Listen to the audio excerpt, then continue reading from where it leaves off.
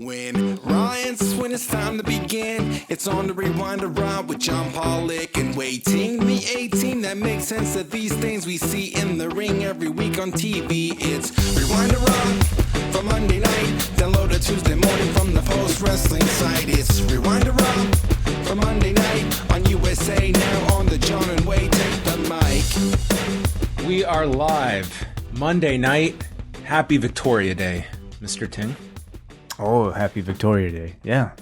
You know, it's a nice holiday because I don't ever think about it until it actually happens.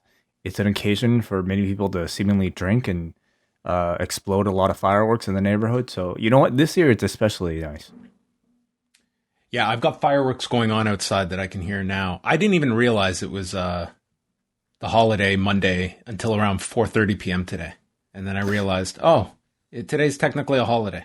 That's what I mean. It's not like Christmas, obviously. It's not even like Halloween or like even Canada Day, you know, or Valentine's. Like you get tons of promotion for all of these other holidays. And this one is just like this Saturday or this Sunday, it's like, you know, you get a day off. Well, most people get a day off. Not us. Not us. We are here to talk about Raw. We're going to talk about the Ultimate Warrior DVD. And we are going to, we can get into the Ultimate Warrior DVD, but we will talk about the A&E Biography on the Ultimate Warrior. But we have a lot of cool stuff coming up this week that I want to mention. First of all, off the top, I would be remiss if I did not mention that I got my weekly Monday email. And I want to thank the people out there that left some nice positive reviews this week that made its way to my inbox today. I never get these. How come you always get them? I don't know why you do, because I think you signed up for this thing, but it's my email that gets these every week with our performance review and all the latest feedback that people post. You want to read some for us? I can pull it up if I've saved the email here. Sure, why not? Let's read the good ones and the bad, whatever you... I didn't get any bad ones here. I'm not going to read them all here, okay? The John and Wai... Don't worry about those idiots. Keep up the great work. Call me out for a nice review from Wade. So thank you, Wade. Wow. And then how about this one? I love listening to these two chat it up. Easily my favorite wrestling podcast.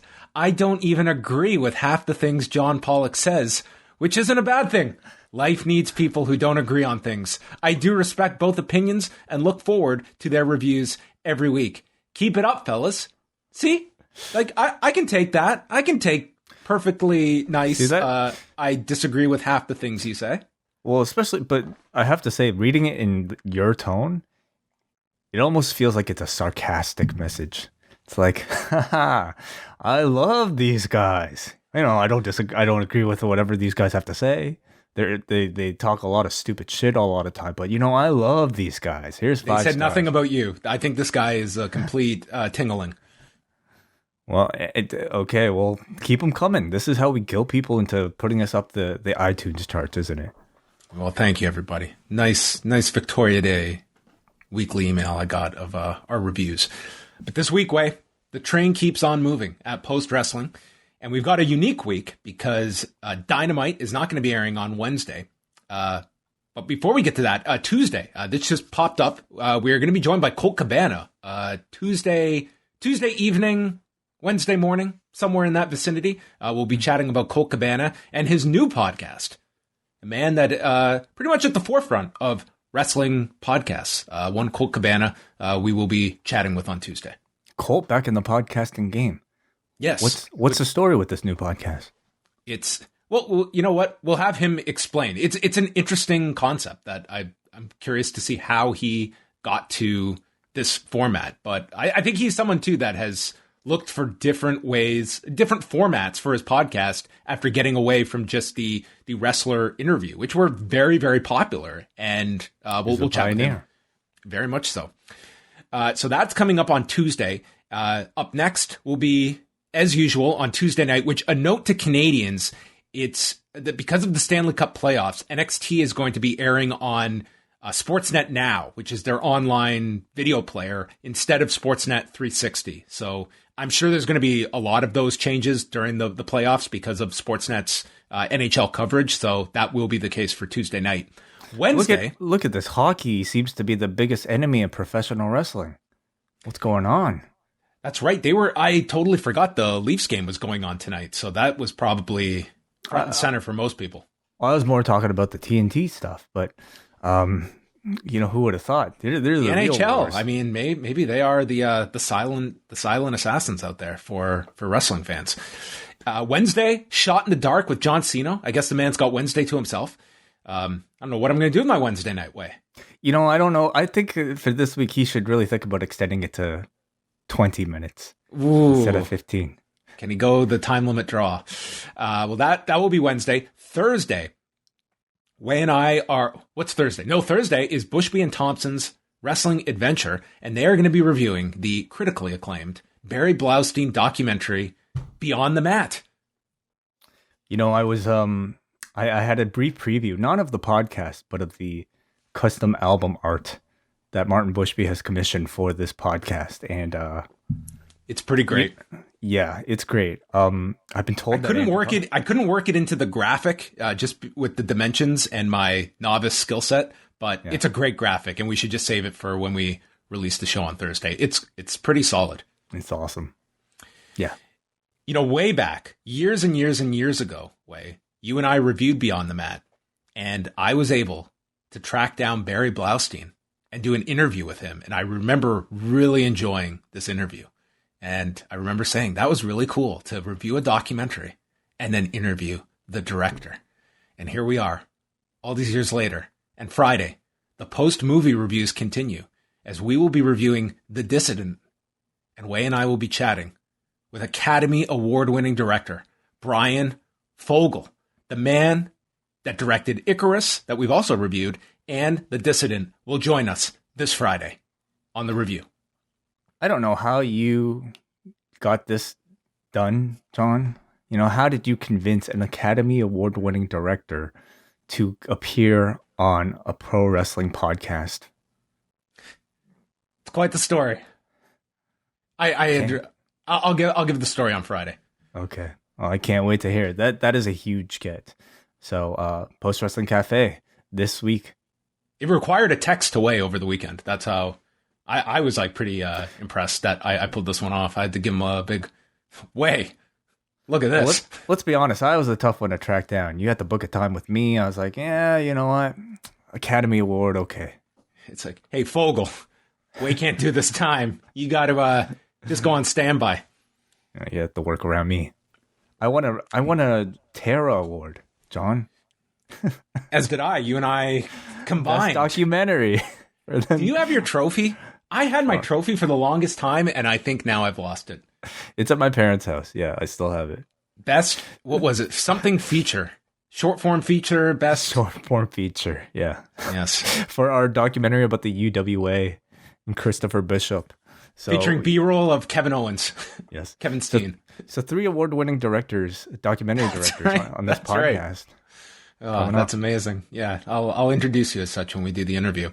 So that's Friday for Cafe members. It will be a busy day on Friday because Friday night we are going to be doing the first, and I hope last, Rewind a Dyna Down, which I'm just going with now. Rewind a Dyna Down. Sounds like some sort of weight gainer, that you get at GNC. Oh, I got on Dyna Down, and before I knew it, I was in the hospital. So we are going to review SmackDown and Dynamite by going live at midnight Eastern on Friday night. So I'm going to state in advance, I'm not going to promise a news update on Friday. I might have to shorten things up because Friday has turned into, as I was looking, this is going to be a very ambitious day on my behalf. But we'll get through it. Yeah, as well. I mean, we're going to try to at least, take your calls, and we'll see, at the moment. We'll probably still have time to at least watch Dark Side of the Ring, but will we be able to cram it into the show? We'll have to figure it out. We might have to break some stuff up. I mean, there's no shortage of stuff to talk about. There's Double or Nothing that weekend. I always like to get the calls. There will be news.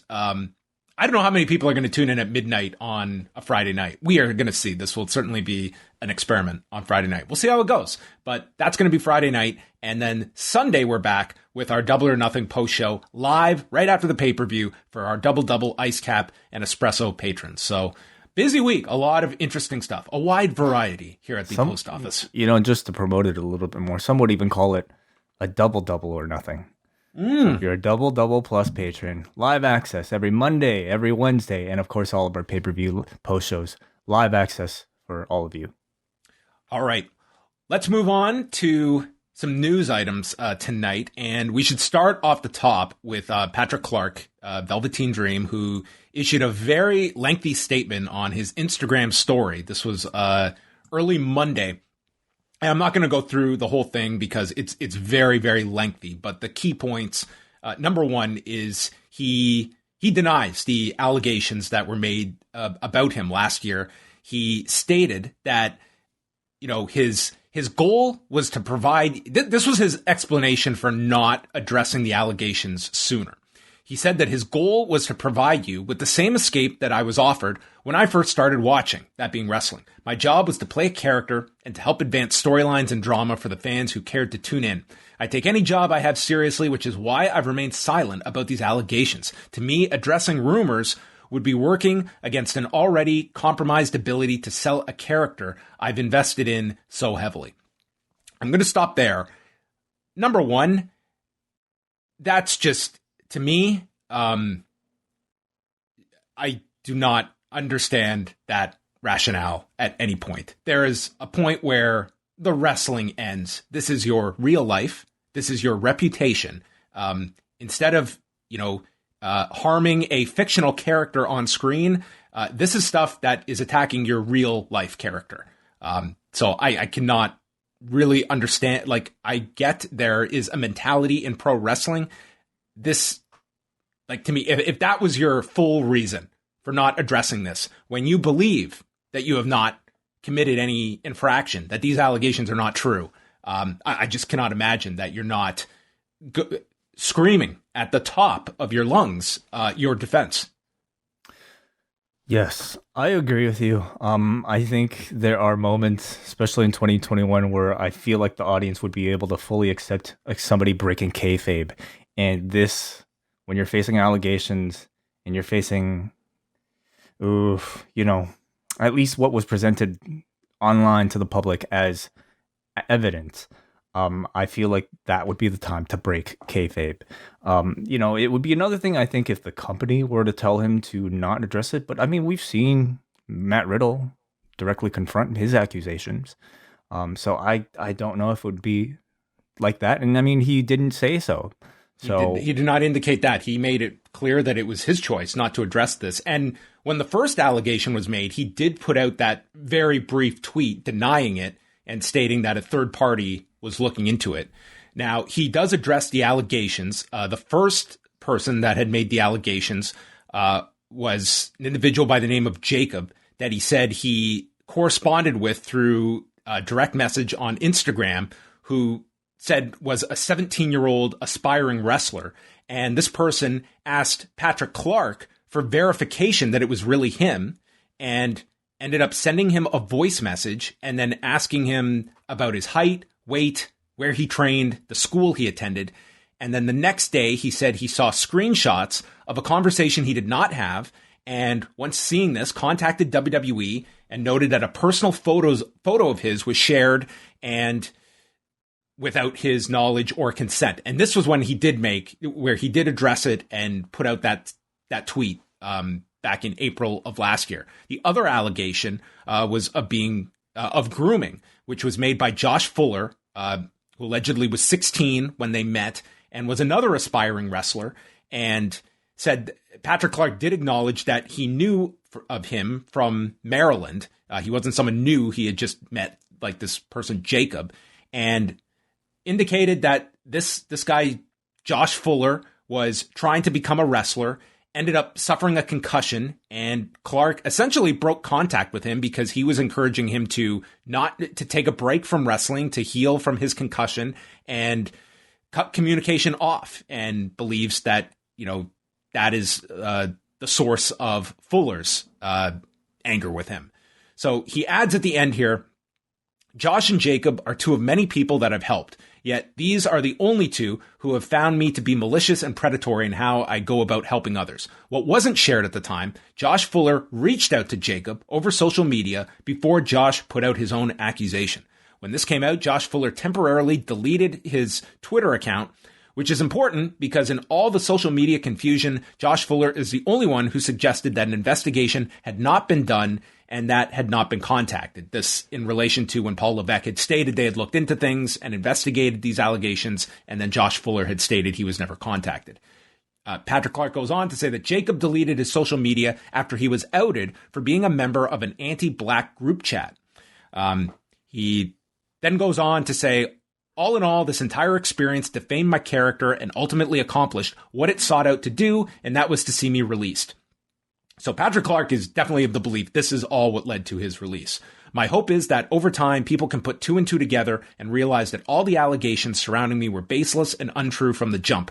I felt strongly about not needing to defend myself on social media for a while now, but I understand the audience I work for, and those who know me deserve clarity. I'm thankful for the opportunities afforded to me and the memories I have as a receipt.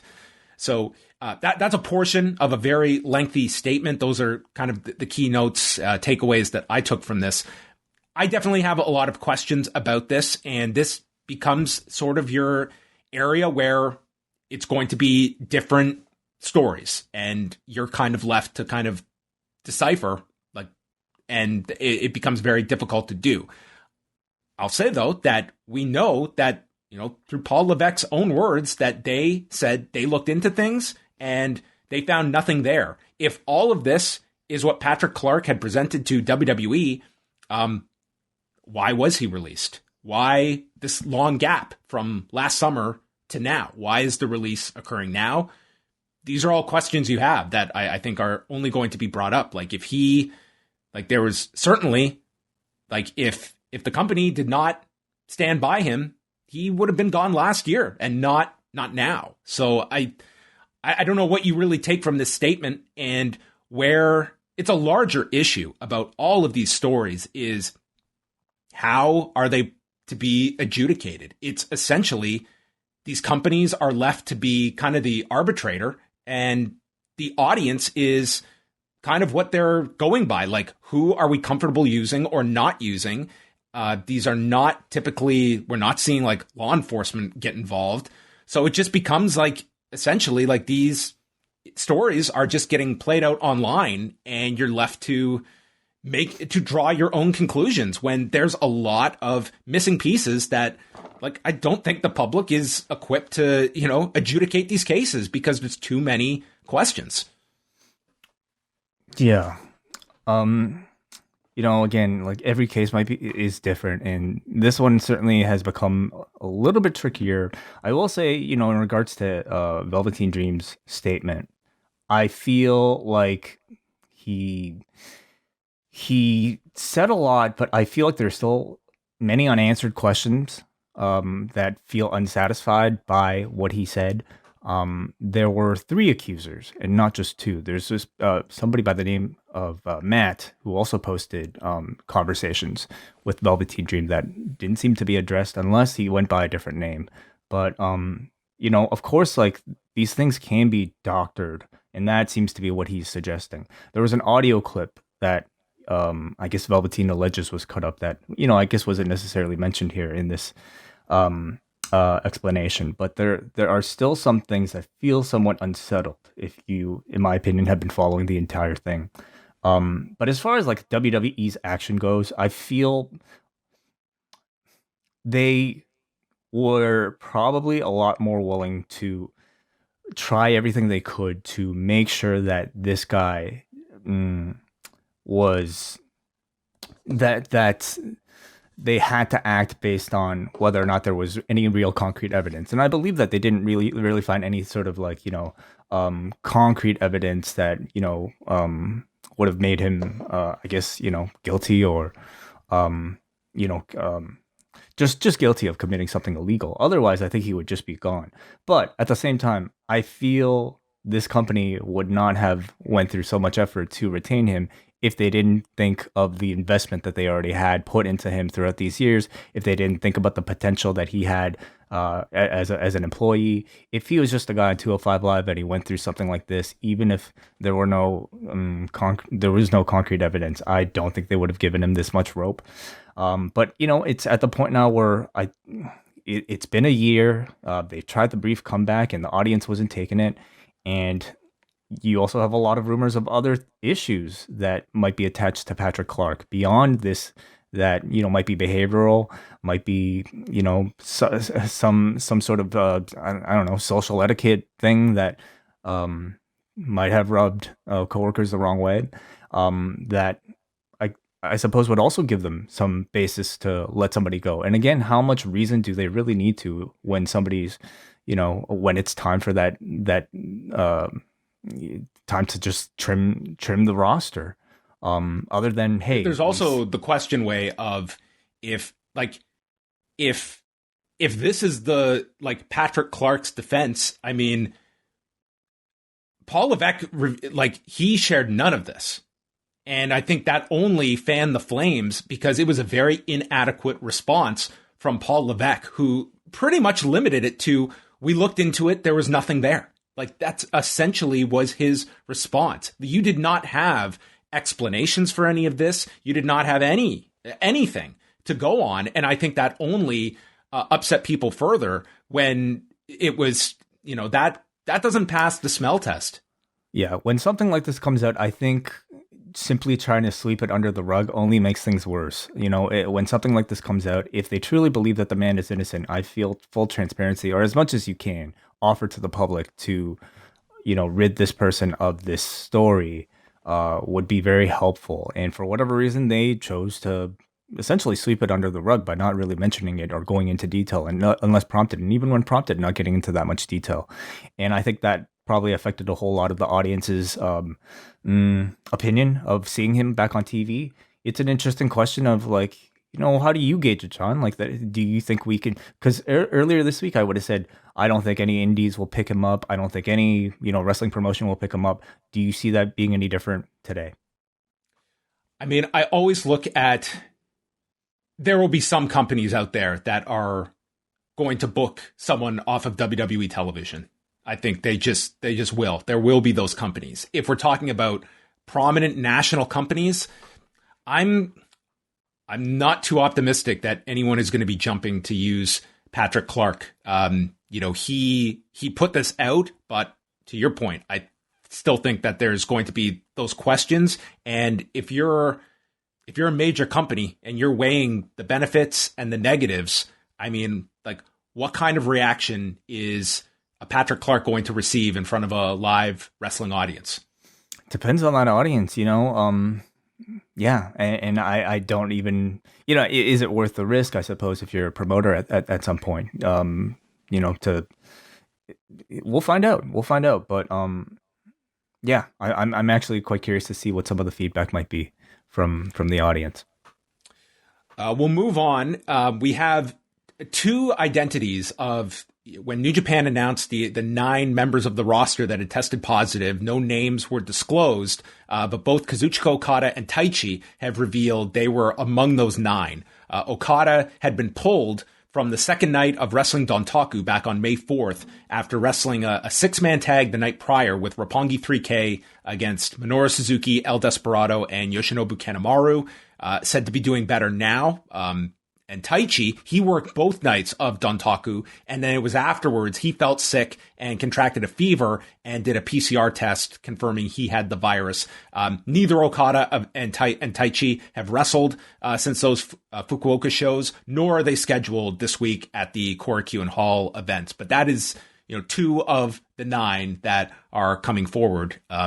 They ran Korakuen Hall today and did something like 280 people at Korakuen Hall. And they're running Tuesday and Wednesday at the same venue. So these are, as low as I can remember, numbers at Korakuen Hall for them.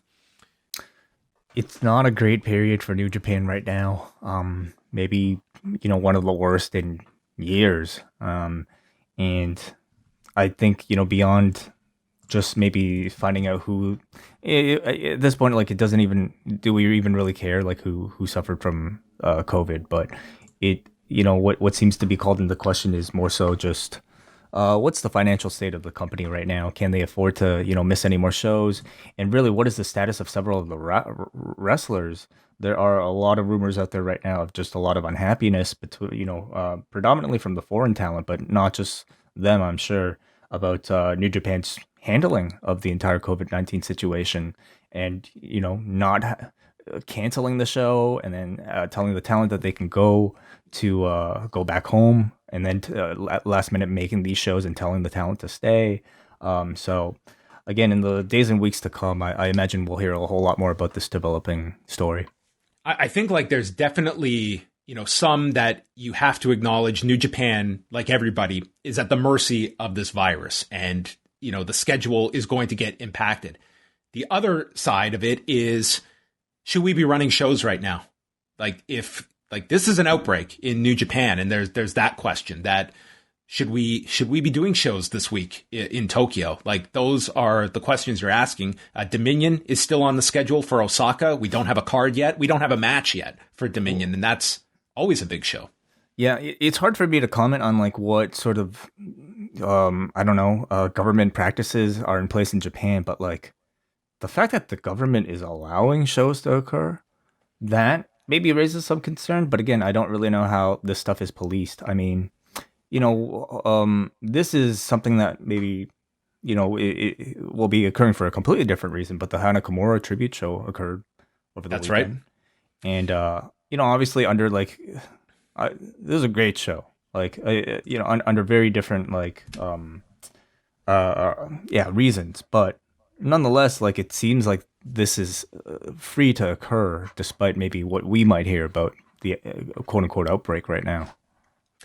You got a chance to see the show. I watched it on Saturday night. I thought it was like a really nice tribute to Hana Kimura. I thought the commentary of Ian Riccaboni and Cheeseburger was really strong. And the fact that those two did the commentary from Ian Riccaboni's house in Allentown, Pennsylvania, with a pair of microphones and a mixer, and sounded crystal clear. Like, very small investment, and it sounded great. Their voices sounded great. Yeah, unfortunately, there seemed to be some, echo issues with like some of the actual mixing. But from what I can tell, like this is not a high budget production, and I don't know if like English commentary was like something that was like it seemed like it was something that was wasn't expected, certainly for a show of this level. Yet Fight and Ian Riccaboni and Cheeseburger, and I'm sure all the people in ROH involved with it were able to get it going, and I thought made it far more accessible for somebody. Were you getting constant echo throughout the show, or was it limited? Only from the live sound. So I was watching it live. Like, I did not experience these. Like, I didn't listen to every last second of the broadcast. But I was not getting like these echo issues, but I was hearing it from most people who were listening. I definitely saw other people talking about it. So yeah, it definitely happened. You can only hear it like if you're focusing on the background noise. So like, for instance, if they're talking or if you're watching some of the tribute videos, it was sort of like a doubling effect. Right. But again, it's like I imagine an incredibly shoestring level type of production that went into this, and I think the fact that we even had English commentary at all was probably a real privilege. Unfortunately, Fumi Saito couldn't make the broadcast because I'm sure he would have added a whole lot. Yeah, I think that would have been, he would have, of course, been a great asset to have. But I would just think doing a broadcast where the third voice is like, you're just adding another layer of complication to it. So I can see that being tough, as opposed to Riccaboni and Cheeseburger that were literally physically together for the broadcast. Yeah, technologically, it definitely poses a challenge. What did you think of the matches? I mean, the Battle Royal was, I think, very crowd pleasing. I mean, this was total like spring break kind of format to it, with all the surprises that they had in it. I mean, Jinsei Shinzaki is now built like the house they gave away at the first In Your House. I mean, he is just I don't know what he's doing, but my God, he looks incredible. Yeah. Yeah, he looks like, I guess the same, if not even bigger. Like that was the giveaway. There were a lot of surprise entrances for this battle royal, and if you haven't seen it, I'm gonna warn you: do not watch this battle royal for wrestling content. It is a purely comedy based battle royal with a lot of fun spots and a lot of surprise appearances. Who else did we have here? Masato Tanaka. Masato Tanaka was there. Jun Kasai, Shima, yes. Super Delphin, and then it was. I mean, those were like, I guess, the key surprises. It was a very lengthy battle royal. Yes, it was very lengthy, but there are only four matches on the show. 3 promoted in it, and then one, it was sort of a 6-woman tag or 8-woman tag. 8-woman tag. You had, Kagetsu and Hazuki coming out of retirement. And so you had the members of Oedo Tai teaming with Konami and Death Yamasan of Tokyo Cyber Squad. And they ended up losing to Natsupoi, who's the high-speed champion of Stardom, Suri, Asuka, not the WWE version, and Veni, yes, and Mio Momono. And that 8-person then... after the finish, they just did a singles match with Asuka beating Kagetsu in the main event. It was a really, really nice bonus. Just a big match between like 2 of the big names. One of them not having wrestled for like an entire year in Kagetsu and coming out of retirement essentially just for this match. But it was like the post-match stuff that like got really emotional because you had a tribute video just of compilation of highlights from Hana Kimura's career from her young days, because like she's been around the wrestling business for so long. There's a lot of video footage out there of her, in particular with her mother. So there was that. They did the 10-bell salute, which Jungle Kiona was responsible for, and then it was just like, God, it was hard to hold it together because like I'm sure it was just like, oh. I thought it was pretty chilling when the tribute wrestler came out dressed as her. Yeah, in Japan, I guess there's this really popular cosplay wrestler who did the Hana Kimura tribute. Yeah. I mean, it was, but they also had Koryu and Hall like decorated with her ring outfits and such. Like they did up the whole building in honor of her. Like it was like a really nice tribute show that you knew was going to be a really emotional show on top of it. Yeah. And the final video was just like of a succession of, various wrestlers, I suppose, who have known Hana, just sending in their video messages saying "MATANE," which means "see you later" in Japanese, which was the title of the show, and it included Kenny Omega, included like Io Shirai, Kairi Sane, of course, who was also present, but not on camera, and just a host of others. Just a very kind of like, again, not a high budget production, but like you have to remember everybody like. This is Hana Kimura's mother that put the show together. And can you imagine like that pain of like, at the same time, maybe it wasn't, maybe it was like somewhat cathartic for her, but just the emotion involved in the whole event. It was, it was very touching, I thought. All right.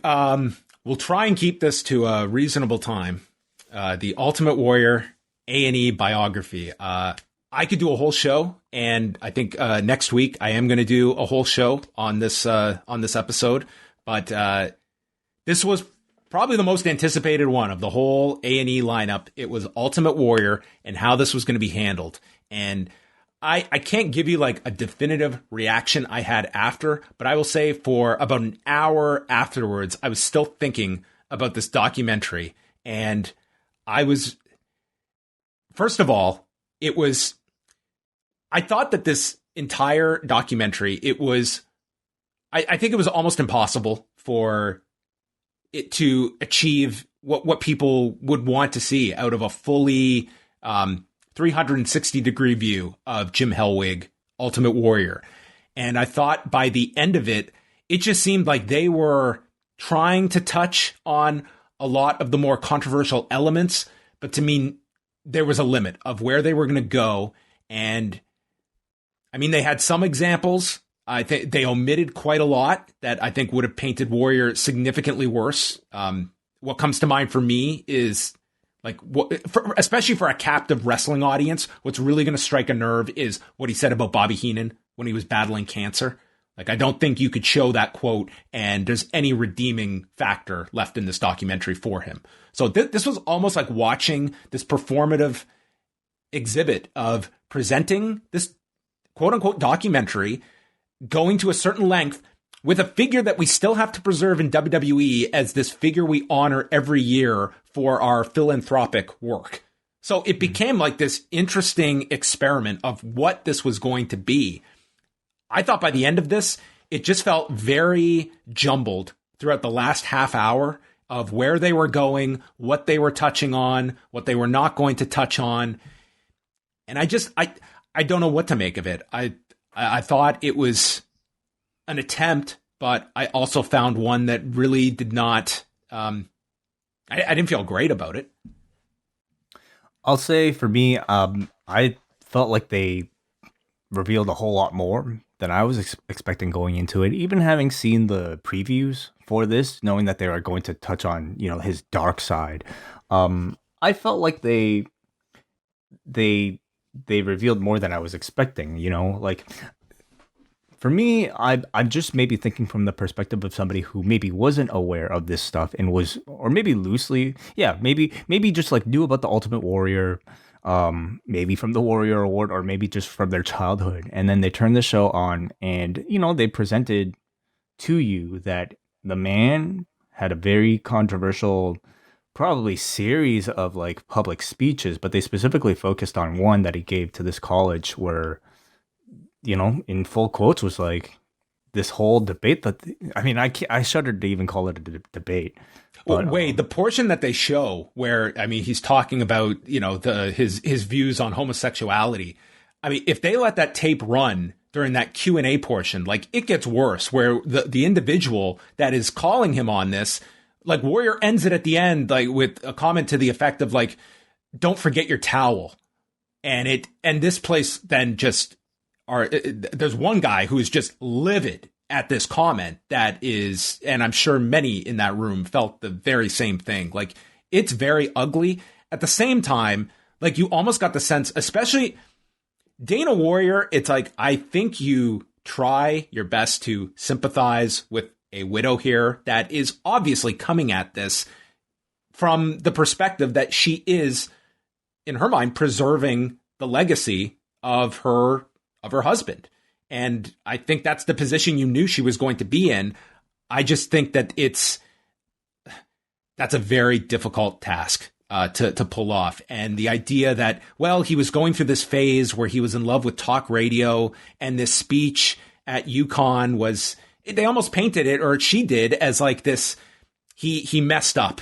Well, if you were following what this guy was writing on a pretty regular basis, and they did have some of the screenshots of them, and believe me, they could have gone into a lot more of it. I'm sorry, but I don't think you can just excuse stuff by, well, he was a complex individual, or he was influenced by this.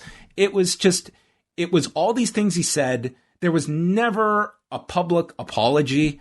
And I'm sorry, I can't look at someone who is talking about, taking glee in someone suffering from cancer.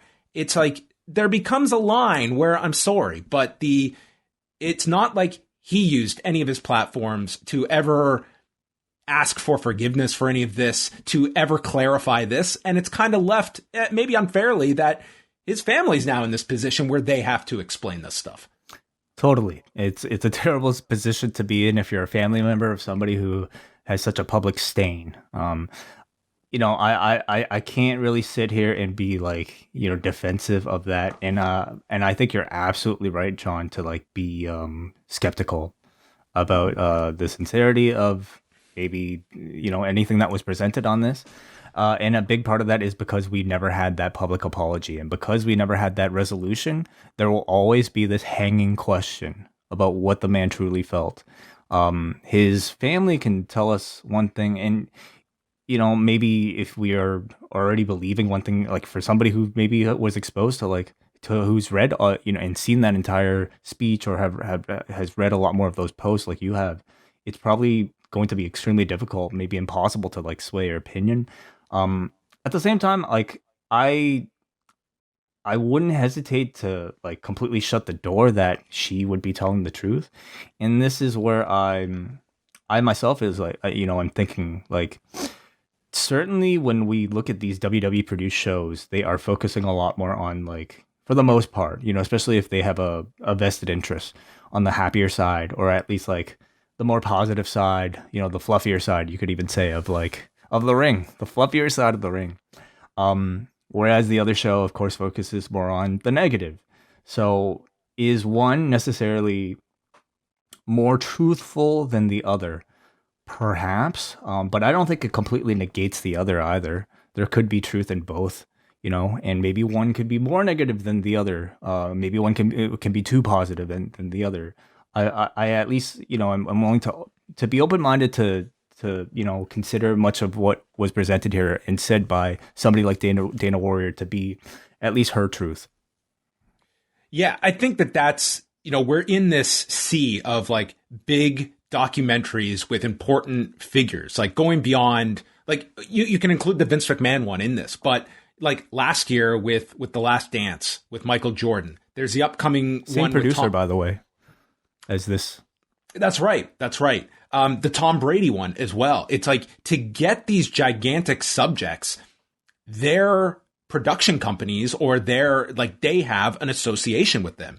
You don't have Michael Jordan's production company, you're not getting The Last Dance. And that's the trade-off is, do you at least move forward? It's better than nothing. Like if WWE wasn't on board, you're not getting these. And maybe to wrestling fans, these are not important, but the Vince McMahon one, for instance, there's going to be a ton of interest in that, but it comes with WWE involved in it. So you have to look at it like as transparently as you can, that listen, there is involvement here. This is not a quote unquote independent look at a subject matter. And for some of these figures, it's like, if you want their participation, well, they are going to have some kind of role in all of this. True. Yeah, absolutely. I suppose again, though, just because somebody isn't involved doesn't necessarily make that product the truth either. It raises that exact question that you have to be skeptical when you're watching it. And I think we can look at, these A&E documentaries, like you can see, certain elements that have been omitted. And I would say like, even like in this documentary, and I sent out the tweet, but certainly you can look up a lot of the work that David Bixenspan has uncovered. Like a lot of the documents you saw supporting like his release, the 91 SummerSlam stuff, like that was stuff that David has reported on and put out there. And like the SummerSlam thing, like it's presented as though Warrior is like giving Vince this ultimatum and holding him up for money.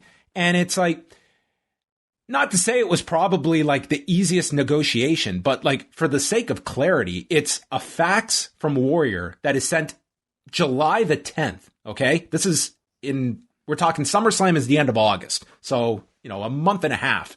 And he is listing off like what he wants, including like that $550,000 figure is tied in as his payoff that he feels he's owed from WrestleMania 7. And yes, he lists all these demands. Vince McMahon sends him a fax 3 days later agreeing to all of this in writing. And then the suspension is delivered at SummerSlam and Vince McMahon believing he doesn't have to accept any of the demands because I agreed under duress. It's like that paints a much more different picture than I think comes out of this, where you make it sound like Warrior showing up at the Garden and stating, this is all I want or else I'm not walking out to the ring tonight. It's like, this happened at the beginning of July.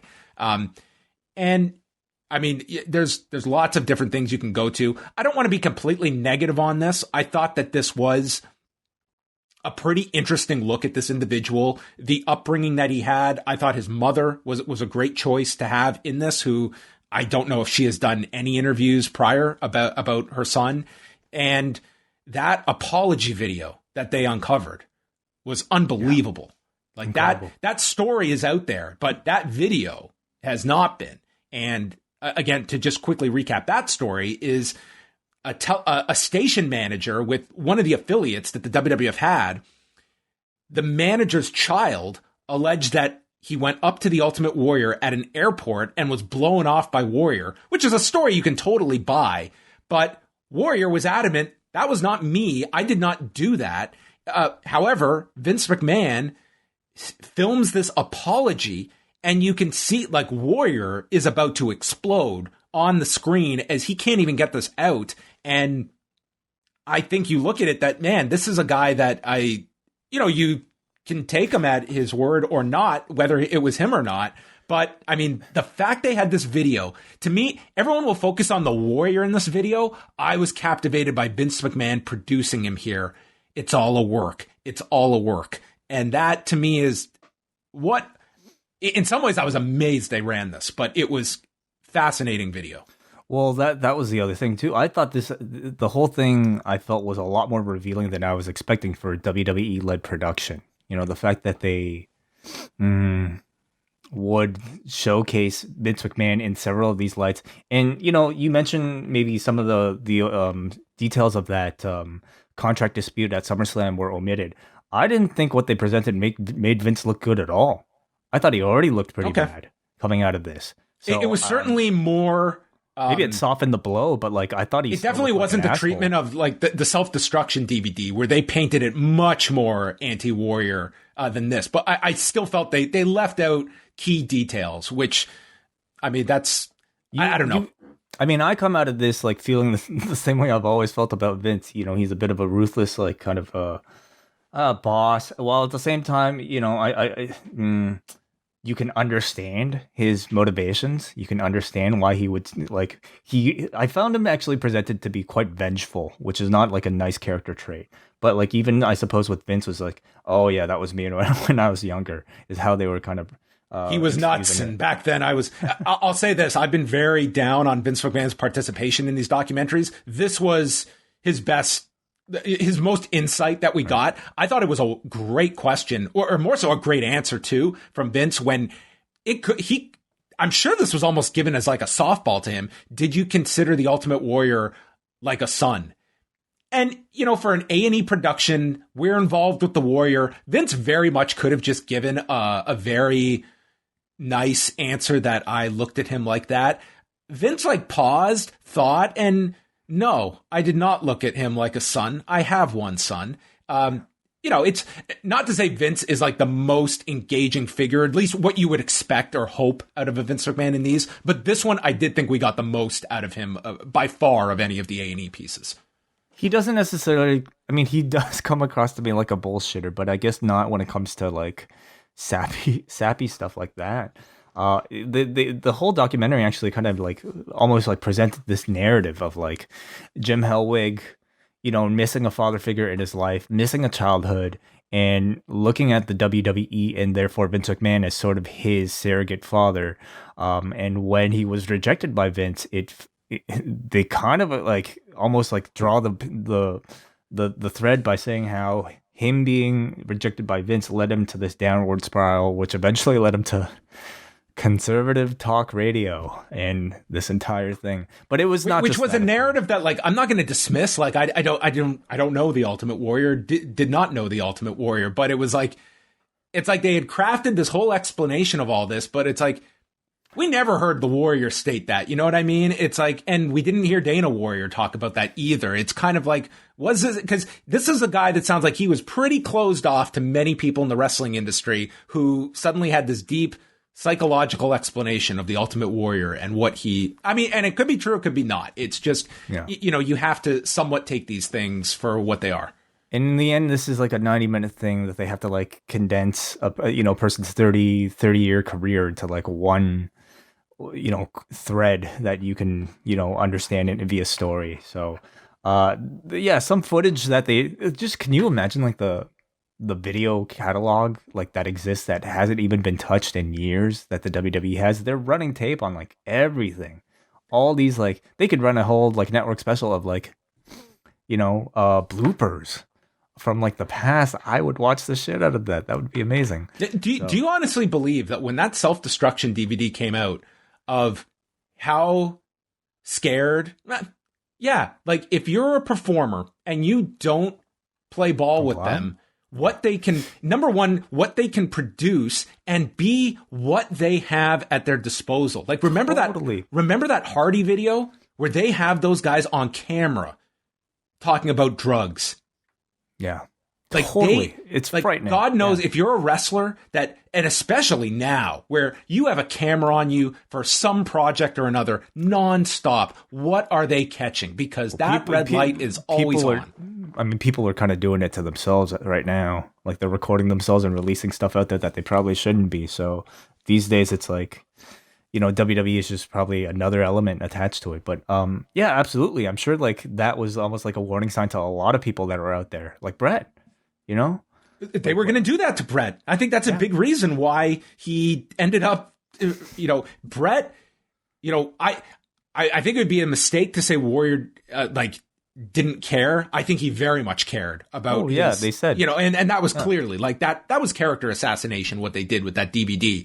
Mm-hmm. With Brett, multiply that by 1,000 because there was no way Brett, like that was what Brett had always dreamed of, was an anthology on his career. And the fact the company was going down that path, they were going to put out the, Screwed, the Bret Hart story. And that is what got Brett to do that DVD. So, like something like that is so big that I don't know if you could have done a documentary about the Ultimate Warrior without mentioning it. But I wouldn't have been that surprised if they glossed over that, to be honest. But the fact that they weren't afraid to at least, talk about their own. Like, it did not make WWE look good to do something like that, to put something like that out. It made everybody who appeared on that, like even Mean Gene, participating in that and off camera showing. That was quite the revealing clip of like, this is what Vince wants. And I mean, Gene seemed more than happy to just play ball with whatever they Gene wanted. Looked terrible. Like, here, you have not have a mind of your own to stick up for yourself. You're just kind of like following people's orders. Like Flair was that thing. It made everybody look terrible. How about how few wrestlers were in this that worked with the guy? Like, you had old clips of Sting, so there was no new interview with Steve Borden. Like, you were limited of wrestlers that worked with the guy. Lawler's on there for a cup of coffee talking about when he came to Memphis. You do have some Hogan clips, which I don't know if that was new stuff or not. Like, you were heavily relying upon, Shane McMahon, a lot of like different media people that like way more than usual. Like typically these A&E ones, it's one or two. This one had Rosenberg, Roberts, Dave Meltzer's in there. David said he was interviewed for hours for this thing. He couldn't have been in there for more than 60 seconds. No, he wasn't. And it wasn't really about anything like, I don't know, that you would expect Dave to, like you would want a Dave Meltzer to talk about. If I recall, it was just something about his career that wasn't all that. It was just about the opponents for right after Mania being limited to, that was a weird part because Dave's talking about them not having opponents ready for Warrior, which they didn't. It was Mr. Perfect and Rick Rude. And then they're cutting to the other guys talking about Jake and The Undertaker, which weren't till 91, which I've watched. Yeah. Including Vince Russo. Somebody in the Hansi's bringing it up in the chat room. Vince Russo was in this, and I have no idea why. I would think for sure that Russo was interviewed for probably the Foley one coming up next week, and they just loved this guy's delivery, and it made it into this. Because, dude, Russo never worked with the guy, and he's talking about the pressures he felt in the locker rooms. Like, you were never in a locker room with this guy. He was on the magazine when Warrior came back in 96, but he wasn't in a creative role in 96. And then never, like, they never worked together. So Russo was a puzzling one to me too. And I can only imagine that they found this guy charming when they interviewed him and asked him some Warrior questions. Because I'm sure, and rightfully so, that he'll be in the Mick Foley one next week. Sure. But, that going back to sense. Well, also just going back to like what you're saying about like, them not talking about wrestlers he worked with. Who is around that would be available? I mean, anyone off of yes, there's definitely been a lot of people that have passed away, but you can look at, a Ric Flair for one, like not here. Like think Bret Hart, like guys that were at least in the locker room with him during his rise and during his peak. Mm-hmm. Like, yes, a lot of them have died, but not all of them. Maybe it just, further illustrates how like maybe the most controversial or interesting aspects of this man's life were not necessarily in ring. And maybe more so either with him in management or maybe him outside of the ring. Yeah. So, I mean, the dark side of the ring, like, I understand, like, it's not going to be going into all of this stuff. Like, a lot of it is heavily centered around kind of his, as a chiropractor that gets into wrestling. And a lot of it is involving his first wife, Sherry Tyree. That is the main interview subject. So I wouldn't look at it like it's going to be the same as subject matter as this. Like, I'm sure there's going to be some overlap, but I don't think it's going to be, the response to this one. Oh no, I don't even know if they would have been aware of like what the other was doing. I am curious to see like what maybe specific subjects Dark Side of the Ring focuses on. They did already drop like a brief clip. It was of Warrior's first wife, talking about discovering his infidelity while he was on the road, and a really heartbreaking story. So we're gonna get a really full look at this man's life by the end of this week. Yeah, so that is coming up, and yeah, I'm probably going to do a show on this next week with a guest. So we will probably be chatting more about the Ultimate Warrior. There's a lot more that we could go into here, but we should move on over to Raw. How about that line from Hulk Hogan? Which was what? Him and Warrior having the reconciliation at WrestleMania. That tape should have never happened, bro. I was like, wow, what a line! What a line from Hulk Hogan. Yeah. The other regrettable tape he was part of. Hey, yeah, is this the latest we've ever started a Raw review? It might be. How far are we in? Oh my God, about like an hour in. It's okay. That stuff was most important or most interesting anyway. I am going to make an announcement off the top. I thought Raw was a good show tonight. I did too. Whoa! Surprise, surprise! Holy shit! Wow! I didn't know if you would have this attitude. I thought maybe you're too far removed. This show had good wrestling, okay, and it moved.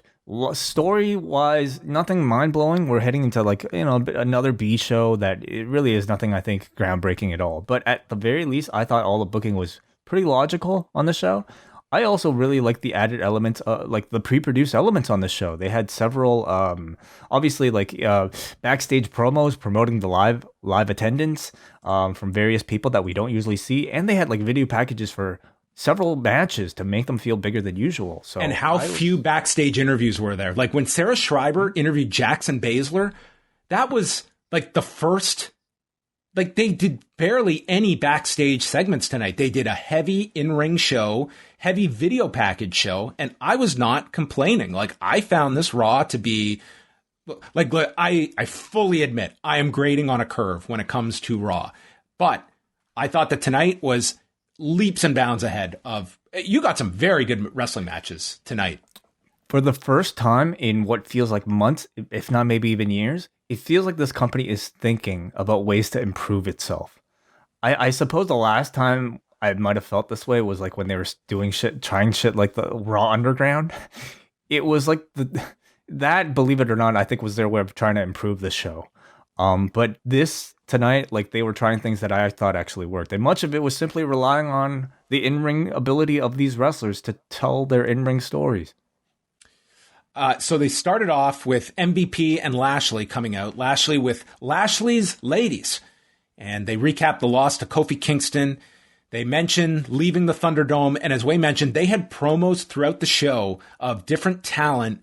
All like these were essentially what used to be like your market specific promos. But instead, these were like, they were very bad. But I will say the idea and the way they're promoting going back on the road, I think they've done a very good job. Like, there's no way you are not aware of when this company is going on the road, where they're going, and the fact that they're leaving the Thunderdome. Like, they have hit you over the head with it.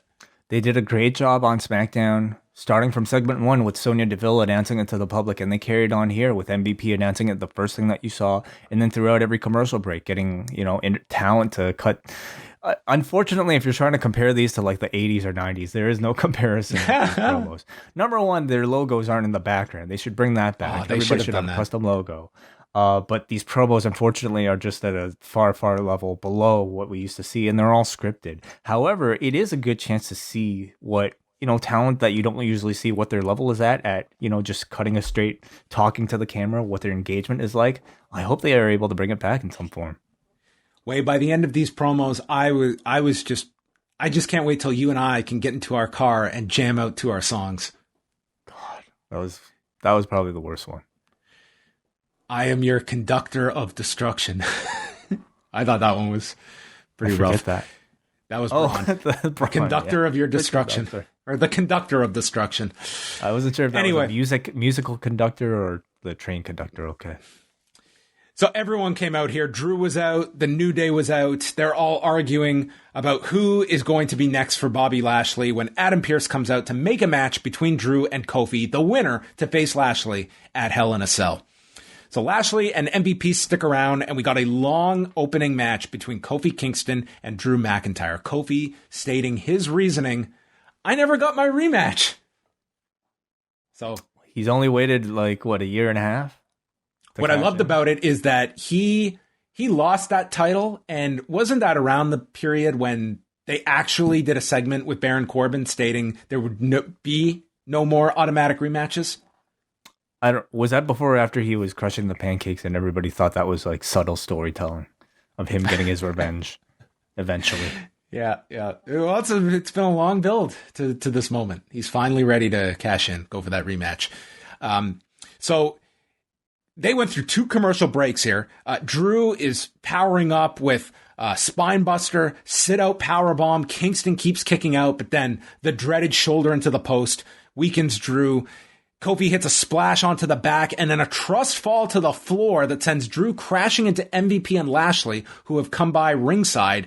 SOS to Drew for a 2 count, and then MVP and Lashley run in, and the match is thrown out after 21 minutes and 53 seconds. This definitely passed the time threshold of where I can accept a bullshit finish. To me, once you pass 14 minutes, you better give me a finish. That said, I thought 14, not on the dot, not 15? No, 15, get out of here. 21:53, we went. And then Kingston and Drew hit the Trouble in Paradise and Claymore onto Bobby Lashley. But I thought a fine match. Not the best match on this show, though. No, it wasn't. No. But to me, I thought this outcome was pretty much expected. I in some ways, I was actually happy about it because it felt to me like at least they're keeping Kofi within this storyline. It seems to me like they're building towards a 3-way, but they do have a lot of weeks to go before Hell in a Cell. So, perhaps it could be just Drew winning before we get there. Charlotte is on her phone and Rhea wishes her good luck tonight against Asuka. Why Charlotte and Asuka are having another match this week, I don't know. She calls Rhea jealous and you're trying to get in my head. You just want to be like me. I will face you at Hell in a Cell. No logic behind this. And then Nikki Cross appears saying, I can beat both of you. Flair tells Nikki, you're not worth my time. Ripley says that's why people don't like you, because you talk down to others. And she accepts the match with Nikki Cross. So again, I don't know what role Rhea Ripley is playing. I think she's a babyface now. But then she was a heel in the match. She was a heel in that she was simply just like the heavy favorite. She's the champion going up against the underdog. She's taking her lightly. So. She's mocking her after standing up for her as a worthy challenger. But I think by the end of the match, you saw Rhea give sort of you got me. So I think she reverted back to being a babyface. So okay. I think she's... You just keep track and tell me which she is, segment by segment, so I can know. Sure. Eva Marie, she talks about her spot behind the scenes. I'm a heroine like Angelina Jolie, but I don't want to just play a hero. I want to be one. And then, listen, if there is any confusion over her role, this line should settle it. A star's purpose is to show others the way.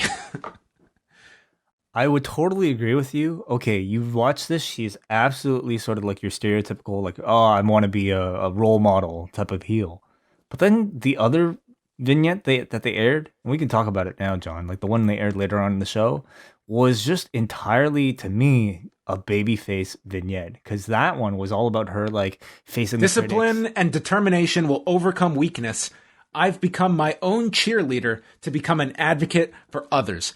I don't know. I still took that one to be more of I agree. She's not doing, like, remember when Kurt Angle did those first vignettes and like he was so smarmy, which was funny because it seems like there definitely is not that real deliberate tone from her that I just think she's playing the character very well. So I could be completely wrong. And they think this is our next John Cena that we are building up here.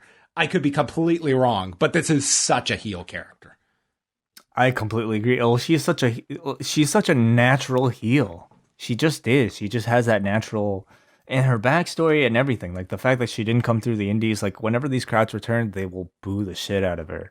So I think ultimately her destination is a heel, but whether or not Vince McMahon sees that off the top, I still find it incredibly fascinating to wonder whether or not. These are very good spots. I think she's doing very well here. The question will be, like, once she's got to wrestle, that's ultimately going to be the big deciding factor. But I think she's very good in these spots. Well, do you think she returns before or after live crowds? Because that'll be the ultimate determinant. Which MP3? That's a long time. That's 2 months to wait for doing these vignettes. Like I like them. They're nice, but I also don't want 2 months worth of them. So we'll probably find out by hearing which MP3 gets played. That's true. That is also true.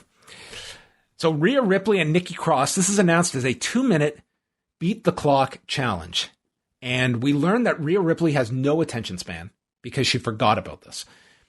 Ripley is taking her time. She's not too concerned. Cross fires up and Ripley starts to get annoyed. We got the Nikki high cross for a 2 count and then a bulldog is blocked. Ripley lands a drop kick and starts beating her down in the corner. And she is so enamored with her striking game that the clock is ticking down and hits 0. She then looks up at the clock. Oh, shoot. This was a 2-minute beat the clock challenge. She forgot within the span of 120 seconds what this match was. Well, she's a millennial. She's younger than a millennial, isn't she? Isn't she like, what's the generation after millennials? I don't know, but she's came off like a fool here. I feel very sorry for this character because she has been put in some god-awful scenarios. I don't know how to react to this woman. This was hardly a finish that made her like have any kind of positive response, I will say. You know, I usually really like anytime they've done the beat the clock challenge. Like it automatically gives you something to focus on. They usually do a pretty good job of like making sense of the booking for a point. I thought that like we would follow this with Charlotte doing a beat the clock challenge off of Nikki Cross as well, and like I guess beating Nikki Cross and then therefore being able to brag to Rhea Ripley that, hey, I did what you couldn't. I thought that was the whole point. But instead, what I think they are doing is building this up, basically dragging this out. So you're probably going to get the Rhea Ripley versus Nikki Cross match next week or in the weeks ahead, and I would assume Rhea wins that one clean or in dominant fashion. So is it worth having Rhea Ripley look like maybe this? They'll have someone on the loudspeaker do a countdown from 15 seconds to give Rhea Ripley notice. Oh, okay. Sure. Yeah. Or she could wear a watch. Like she could bring her phone and just like set the timer. She could bring an alarm look clock. At the screen, which had the goddamn countdown clock on it. Oh, yes. Ultimately, I don't really... I was gonna say I don't think it hurts Rhea Ripley at all, but the thing is, like, this is just kind of one in a series of like, I would say missteps at this point. The fact that she is the champion right now, and we can't even tell whether or not she is a clear babyface or heel, I think is a big problem. And I think it's also like made me far less interested in her than I probably should be by this point. Like, what is the main feud right now? I'm more interested in Asuka versus Charlotte than like Rhea Ripley. Well, we'll get into the booking because it comes out of this match. So, first of all, we had Drew and Kofi arguing. Pierce announces next week there will be a rematch. And, well, they would later set this up that if Lashley or MVP get involved in any way, they're suspended for 90 days without pay. So how is this match going to end in a DQ? Maybe what's going to happen is Lashley's going to fax something to Vince McMahon and make all these demands of what he wants for Hell in a Cell. And then, I want to be paid the exact same as Roman Reigns. I want this amount of the merchandise. And then that can be our longer term feud.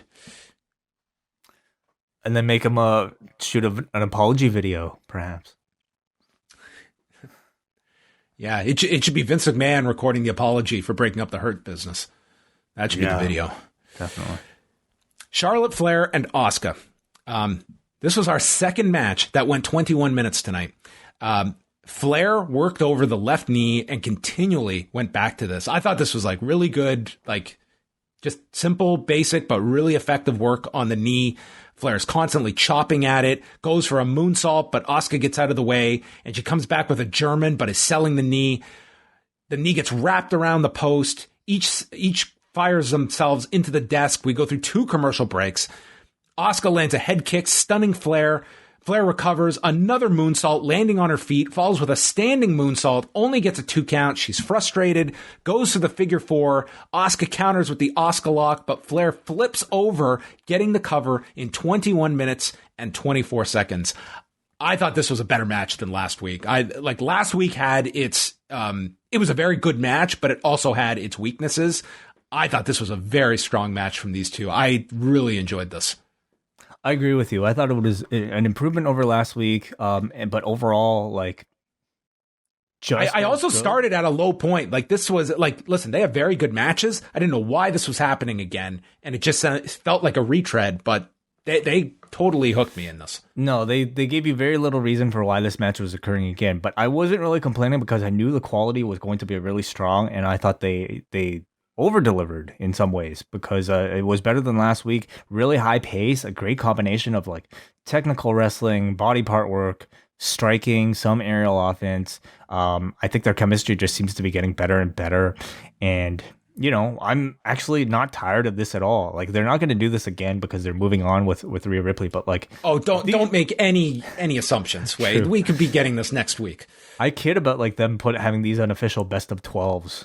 Or best of 13s on Raw, and probably not that much, but like I could definitely do like a best of 5, best of 7 with these two. And to me, like this was a big surprise because I'd really become disenfranchised with Raw's in-ring product with the shitty booking. I no longer look at Raw as any sort of like place to look for good wrestling. But this changed my mind. I thought this was a really good match, and I really like some of the subtleties here with well, not so subtle, but like she did the Andrade double moonsault spot. And then the finish was a mirror of last week with Asuka countering the figure 8 last week with a small package. This week it was Charlotte countering Asuka's submission for the victory. Yeah, don't ask me to explain why Asuka won last week. I have no idea. It's just so they could get here, like get to this, right? So what, they've each won a match. Why does Charlotte get the title match? That's a great question. So they announced Rhea Ripley and Charlotte Flair for the women's title at Hell in a Cell. I'm not clamoring for a 3-way, but this, like, that made no sense last week when you were doing this, and that's the match you're going to. So yeah, I'm not going to ask too many questions because, you know what? We'll take what we can get. We got a great match. So if the matches are good, you can forgive a lot of the booking. Yeah. I hope there isn't a time limit on that Hell in a Cell match because Ripley's screwed. Like, if they go on last and they have a hard out at the top of the hour, that could be a problem. That would be troublesome, yeah. Yes, the champion that can't tell time. That's a winner. Yeah. When did you... I imagine, like... Yeah. What if she shows up late? They just go all in here on... Like, she's still on Australian time? That's it, yeah. They tell time differently there. The clock shows up late for the match. She lost by forfeit because she didn't show up. Wow, that sounds like quite the character for the champion. I'm sorry, but you were Rhea late. So Shelton Benjamin and Cedric Alexander. This was interesting. This feud warranted a video package. I was amazed. That's a status symbol. Definitely, of course. They invested an editor's day into this. And I thought it made the match seem more important. They also gave a microphone to Cedric Alexander, and I definitely want your analysis, Way. Cedric comes out and says that they were part of the best thing in WWE for the past year. Look at me, Shelton! Look at me! We were obscure nobodies when MVP took us in, but then we were kicked out because you're washed up. Look at me, Shelton! Look at me! I carried the team and was the collateral damage. Look at me!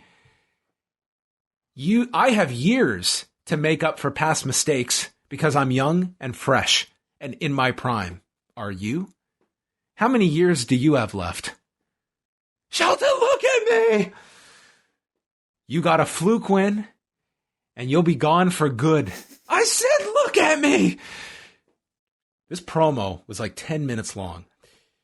Graves says that Cedric Alexander is a spectacular athlete, but he has the charisma of a cinder block, and I hope that Shelton snatches his tongue out of his mouth, and I am now rooting for Shelton. Adnan then, after the break, gets in a dig about his oratory skills. So I can read this as this was what they were getting in the earpiece after this dreadful promo, or was that the heat that Cedric Alexander is so infuriatingly bad on his promos that we are supposed to hate him, and thus they called so much attention to it? Tell me. It's hard for me to imagine that they would have. Look at me, Way! Look at me! Like, not just the heel commentator and the babyface commentator making fun of the guy.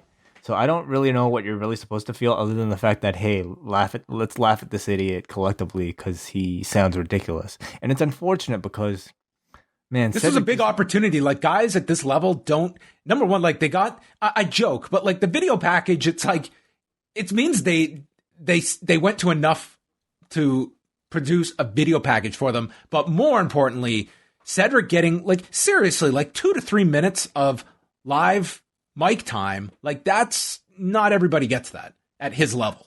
Very few do. No.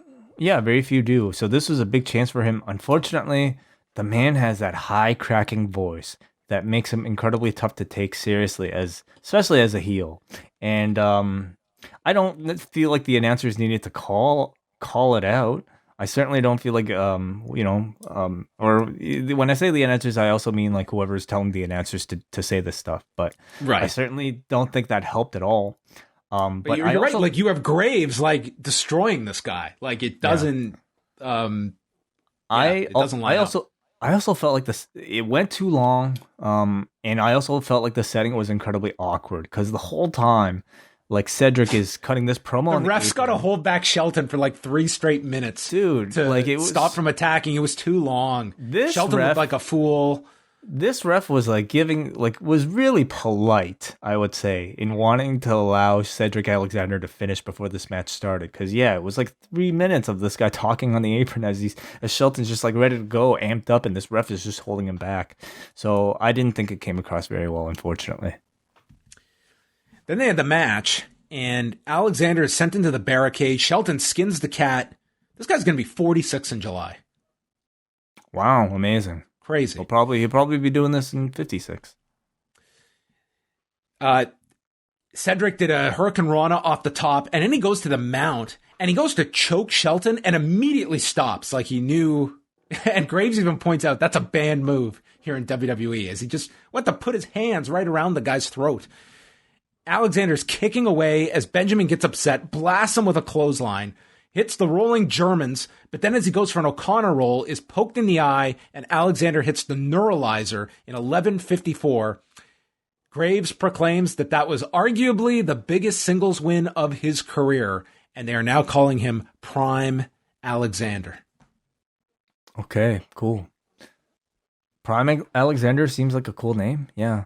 I thought the match was actually just okay. I couldn't really get too invested into it. I thought it was like good, but there's nothing that flashy about it to me and I think maybe more so I have no reason to believe that this is any sort of conclusive end to this story, and that this match isn't just one in a series of several matches that they're going to continue to have.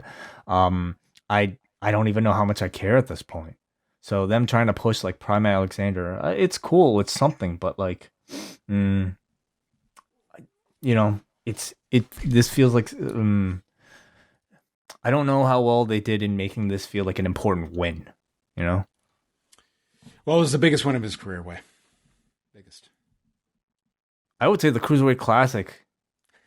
Well, he didn't win that, but like that feels maybe he'll tell you WrestleMania was his biggest moment. The Ali match. Well, it was this was a much more significant match that followed it. Riddle versus Xavier Woods. Right away, they get into this deep collar and elbow tie-up. They crash into Francesca in the corner, knocking the trombone to the ground. I was praying this trombone broke after last week. Riddle applies his guillotine and then hits a gut-wrench suplex. Off of his back, Woods has a Greco-Roman knuckle lock, and Riddle gets hoisted from his back up into a vertical suplex. This thing looked amazing. Really impressive. Yeah, they really had the audience by this point. I say audience, I mean myself watching this. Xavier Woods hits a DVD onto the apron. A missile drop kick sends Riddle down. They do tombstone counters. Woods places Riddle into the Tree of Woe. And then we get a gut check by Woods. Riddle lands a knee strike to the head and then hits the Kota Ibushi power German. And they showed the replay. This landing onto his head was awful. I would not be surprised if they tell Riddle, you are never doing this again. It was a really ugly landing. And then Woods got up. Like, Woods seemed fine, though. There was a tilt-a-whirl. Woods lands on his feet, and then Riddle, with the RKO, truly out of nowhere, wins this in 12:49. This match was awesome. It was excellent. This is one of the best Xavier Woods matches I've ever seen. Definitely. Like, he's had some great tag matches with New Day over the years, with the Usos. It's a singles match. I don't know if I have seen better. These two were excellent together. I was very, very impressed with this. I was not expecting it on this show, not even when I saw it on paper. You know, I think Woods has shown to be a very dependable guy, but you don't think of him as somebody with any sort of spectacular, like, physical trait. Because he's so charismatic, you know, you think, oh, okay, everybody's got a thing. His thing is charisma. You don't think about his strength and athleticism. And I think seeing this match, I feel like both of those things are probably quite underrated because, you know, he happens to be in a stable with two guys who are actually among the best in the company at those two things, strength and athleticism. But Woods showed here that he has plenty of both. Like, man, just like being able to coordinate with Riddle to do a lot of those spots, like he was kipping up here. I thought he was great. Riddle, excellent as usual. And the finish, too, I enjoyed. You know, the RKO out of nowhere from a guy like Matt Riddle, showing that he really has been drinking his partner's Kool-Aid. So when that turn happens, it's going to be that much sweeter. Yeah, the great match from these two. So, if you missed this was definitely a match worth checking out. We then move on and come back down to earth. AJ Styles versus Jackson Ryker. Their first singles match since AJ Styles versus Gunner in July of 2012 at a TNA house show. Ooh. Reviving this legendary series. What was Gunner's stable? Was he in a stable? He was in Aces and Eights, wasn't he? Or was he immortal? Was he immortal? Fuck, you might. I'll look it up. You do that. Yeah. I can. Yeah, he was their security guard. He was immortal security guard. He was. Yeah, he was. He went from being a mortal security guard to Elias's. That's right. Well, he's had a lateral move. From there, this match continued. It went all of 2 minutes and 4 seconds. The idea was Omos and Elias were not allowed to get involved, but Elias did. He struck AJ with a symphony, and from there, Ryker got the win with a side slam in 2:04. I have nothing to contribute to this program. This to me is it's like just white noise when I'm watching this program. It just seems like this is a feud that's happening in the abyss. I have no attachment to it. I think he was an immortal too. Oh, he was, yes. So there are several problems, I think. You know, the first of which is the fact that this is AJ Styles here. And I understand AJ amongst this crop somehow between Gunner Omos and Elias, somehow AJ is the guy who has to take all the pinfalls because he happens to be the smallest. But this is AJ Styles. He should not be losing this way via like shitty distraction. As much as I love the name Symphony, I don't think you should be booking the guy who led SmackDown for a year to lose in such simple fashion. You're really damaging. Like, it's like, you know, taking your Porsche and like driving it on a dirt road that's just like, you know, driving it through like grass or something. You're just like killing the engine, you know? I don't know. That's exactly what I thought. Yeah. I don't know anything about cars. I don't even know. Can we talk about by far the best part of this segment and one of the best things on the show? Sure. Elias is hiding behind the timekeeper's area. Yeah. And we've got this low angle shot going straight up, and Omos just approaches and looks down on Elias. The blocking of this was outstanding. It looks so cool. You didn't like this? I think they get way too comical and way too cartoonish. Oh, I love this. I thought it was awesome. They're Andre. They look cool. Stuff. Like he's supposed to be this over the top giant. Yeah, sure. If you can enjoy it on that level, you're right. Yeah, it is. Oh. It's fine, but it's just it's such a Roadrunner cartoon type of thing sometimes. Sure, it was great. It was awesome. I liked it a lot. But the other thing is, these two are suddenly like baby faces with no explanation whatsoever. We just came from their feud against the New Day, where they were total heels, and off they go to vacation. I guess, where did they say they went off to vacation? Somewhere. They come back as full-blown baby faces against Elias and Jackson Riker? Come on. Like, you need some more explanation than that. The Caribbean, right. Well, like, I mean, some sunshine will mellow anybody out, I guess. Sheamus and the returning Humberto Carrillo non-title match. Sheamus is dominating this. When Carrillo comes back, he hits a suicide dive to the floor, flying reverse elbow, and then a wheelbarrow gets blocked by Sheamus as he holds down Carrillo, hooking the tights for the win in 344. They're doing a masterful job building up these challengers as Sheamus runs through Mansoor, who is already disappeared.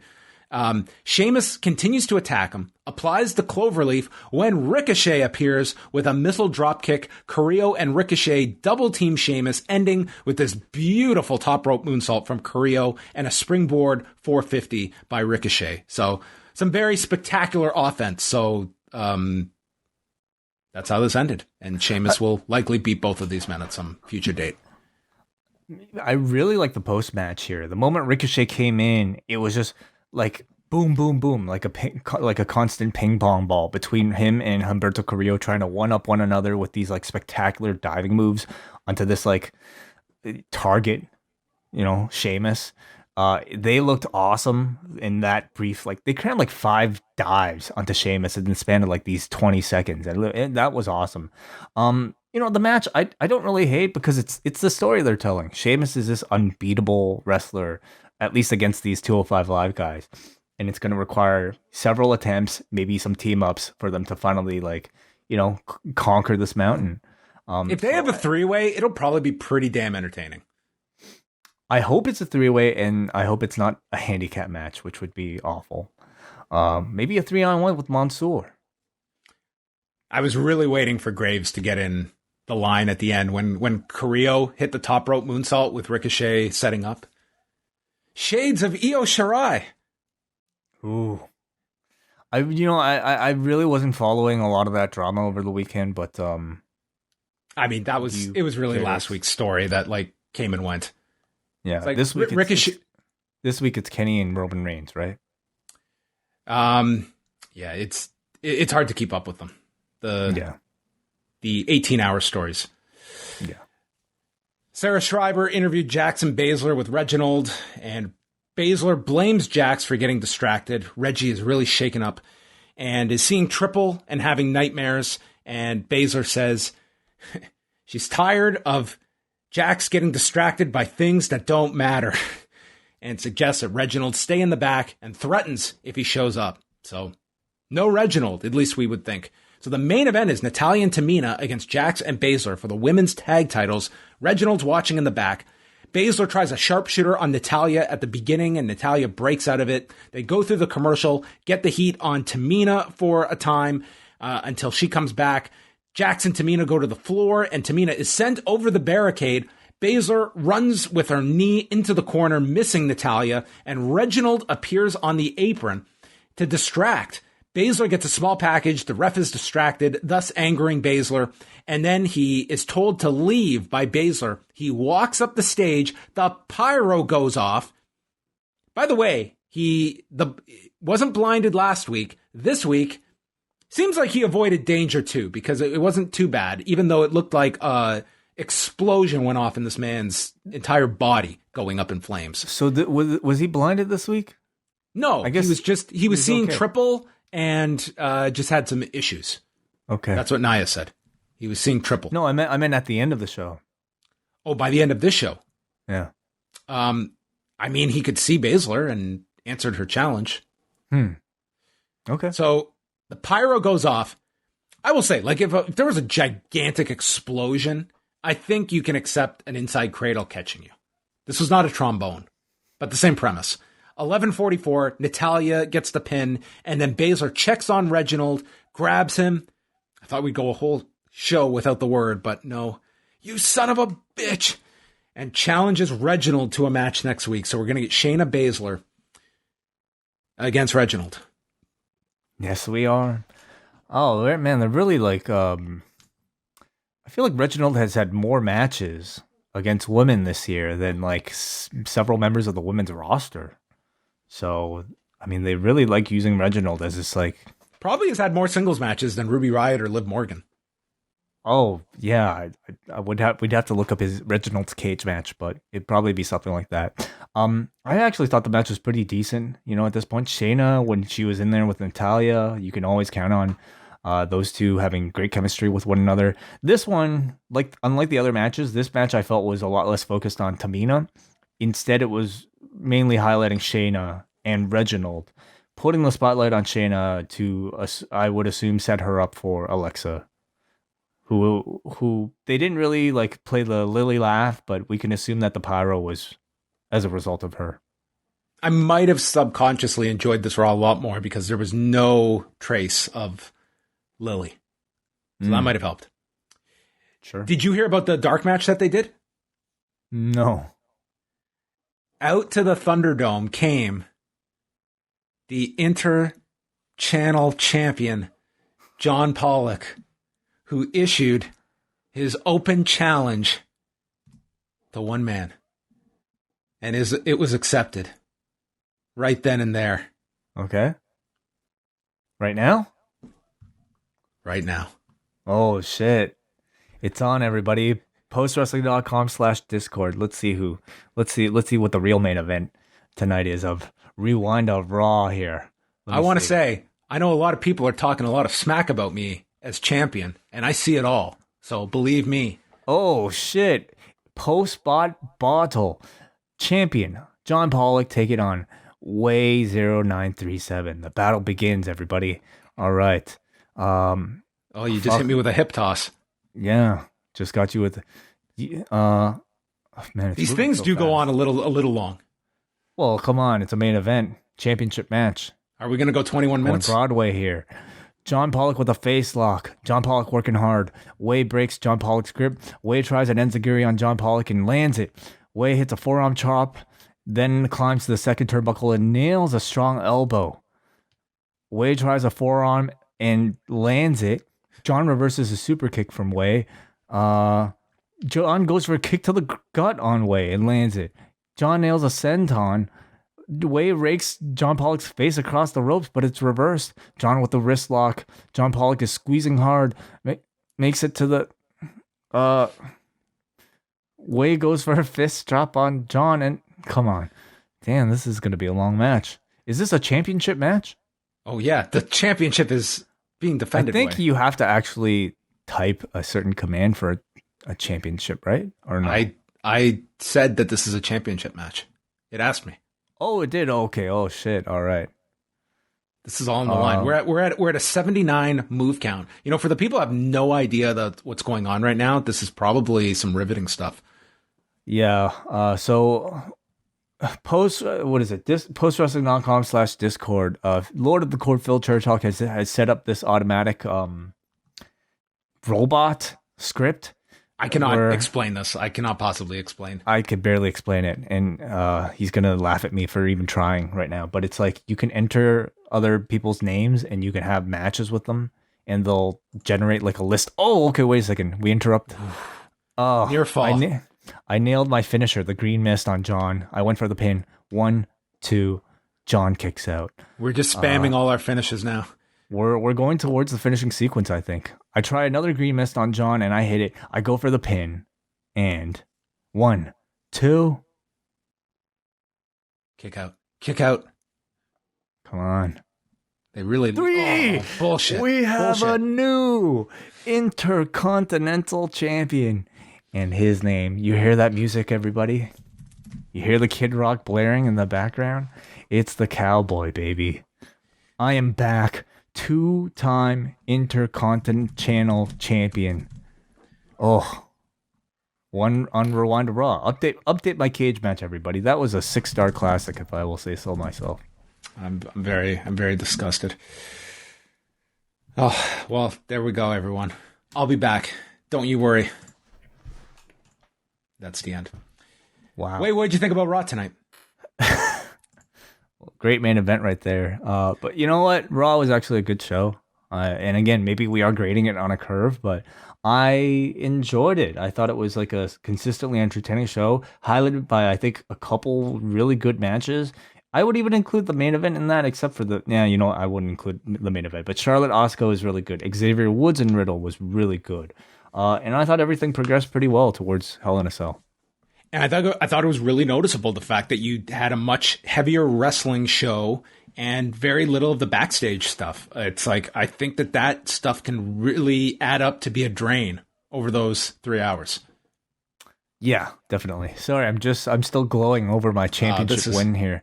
Unexpected, You called me out. This was an open challenge. I stepped up and listen, I did not miss the 2-minute beat the clock. I looked back at the clock and I won. So, you know what, everybody? I'm going to announce it right now. I'm holding this thing. I'm not going to defend it until... Oh, man, I was going to say Wednesday, but we're not on Wednesday, are we? No, we are not. So when can I defend it? I would like to do it on air. You have to do it every 3 days, so... I might hold on to this thing till Friday. Everybody's going to be pissed off in the Discord. So, you know what? I'm just going to relax. I'm going to the Caribbean. I'm going to enjoy myself. Don't feel guilty about holding the belt hostage, Way. You're a draw. You're the champion. You dictate the terms, okay? Sure. I'll be in my VIP room with Lashley's ladies and just waiting for Adam Pearce to tell me when to defend. That's all. Let's go to some feedback before we get out of here. This has been a marathon edition of Rewind to Raw. Tonight's show, let's see if the forum agreed with us. A 4.23 out of 10. Oh. I'm not going that low tonight. I thought tonight, solid 6.5 show. All right, let's see their justification. All right, our first letter comes from Muggin. The New Day, getting weaved into the main event scene, presented a chance to showcase what both Kofi Kingston and Xavier Woods can do on their own. Kofi and Drew was a strong opener that ended in chicanery. Riddle versus Woods was easily the match of the night. Woods' singles potential is a best kept secret, and both men came out of it looking strong. He definitely made people probably talk a lot more about a singles run for him. So he did great. Peter Forsberg says, I tried to watch tonight, but fast-forwarded through almost everything and watched the NHL playoffs instead. Okay. How many times have they done Charlotte and Asuka? I know you guys are diehard fans. Would you watch all 3 hours every week if you didn't do it for a career? No, I wouldn't. No. I watch some of it. I would listen to a podcast like this and cherry pick, but not all 3 hours. Okay. Alexander writes, Nia and Baszler have faced Tamina and Natalya so many times it's hard to care about the potential for another. Charlotte and Asuka feels like they're secretly in a best-of-5 series with each other. Drew and Kofi tonight was fresh, but will it be next week? Did the Symphony lose its name? Did Nikki Cross... They haven't called it that now 2 weeks in a row. Nikki Cross, did she gain anything by not being beaten in 2 minutes? Is Eva Marie going to be a babyface? I can't wait to tune in next week and most likely find out. 5 out of 10 Not show. Find out. He said not find out. Oh. He's got a question here. With WWE going back to a touring schedule, could you see NXT call-ups freshen up the main rosters? I'm sure that you could see some call-ups. Fightful just had a report today that that's the very thing like they're talking about now. So I would not be surprised by some call-ups like we saw with Rick Boogs. And, it's probably that time that they are going to look at, potential names that have been in the system for a long time. Who's ready to move up? We got a Kate who says, the problems with Raw are rarely with the in-ring content, and that was especially true tonight. Riddle versus Woods in particular stood out. As many times as he's been a tag team champion, I think Woods is still underrated as a performer. Definitely my match of the night. Unfortunately, good ring work gets undermined because of what's around it. Asuka beat Charlotte last week. Charlotte beats Asuka this week. For some reason, Charlotte gets the title shot and Asuka doesn't. Charlotte and Shelton have gone 50-50 over the last two shows, which means that neither of their two good matches has gained them anything. The women's tag match is something that we've seen for about 100 times, and as much as though I like seeing Shayna act like more of a killer, I'm afraid that she's going to get sucked into the Alexa's Playground quicksand. I was late tuning in, so I missed Drew and Kofi, but apparently that's okay because they've already announced that they're doing a rematch next week.